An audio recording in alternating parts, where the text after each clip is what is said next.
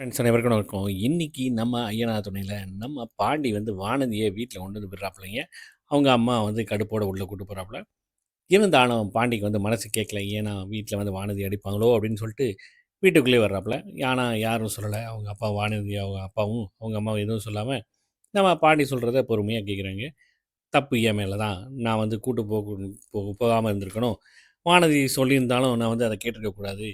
தயவுசெய்து என்ன மன்னிச்சிடுங்க அப்படின்னு சொல்லிட்டு கால்ல விழுகாத குறையா வந்து மன்னிப்பு கேட்டுட்டு போயிடுறாப்புல. இந்த பக்கம் பார்த்தீங்கன்னா, வீட்டுக்கு வந்தோனே நம்ம சேரன்ட்ட வந்து சொல்லிக்கிட்டு இருக்காப்புல. இந்த மாரி வீட்ல விட்டுட்டேன் அப்படின்னு வந்து சொல்றாப்புல. ஆனா நீ செஞ்சது தப்பு தான். முட்டாள்தனம் பண்ணாத அப்படின்னு சொல்லி சொல்றாப்புல. அடுத்த நாள் காலையில வந்து பார்த்தீங்கன்னா, நம்ம சேரன் வந்து டீ போட்டுக்கிறாப்புல. சந்தா சொன்ன மாரி மசாலா சாய் போட்டுக்கிட்டு அத பொங்க விட்டுறாப்புல. இத வந்து நம்ம பல்லவனும், சோழனும் வந்து வேடிக்கை பார்த்துட்டு இருக்காங்க. அ இப்போ ஒரே காதல் இதில போறதுனால எதுவுமே சரியா வர மாட்டேங்குது அப்படின்றாப்புல. பாண்டியும் வந்துறாப்புல. சரின்ட்டு இங்க நம்ம நிலா வர எல்லாருக்கும் டீ குடிக்கிறாங்க.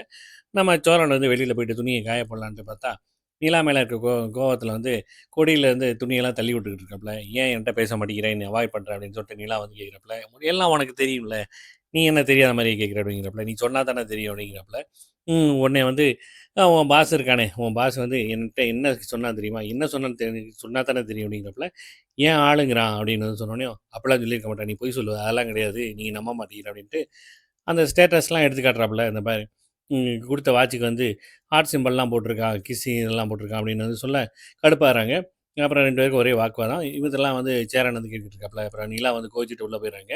நம்ம சோழனும் வர்றாப்புல. அதோட முடியுதுங்க. பார்க்கலாம் நாளைக்கு என்ன அப்படின்னு இருக்குது. ஒரு ஒரு எபிசோட மிஸ் பண்ணாம பாருங்க. என்ஜாய் பண்ணுங்க. நன்றி, வணக்கம்.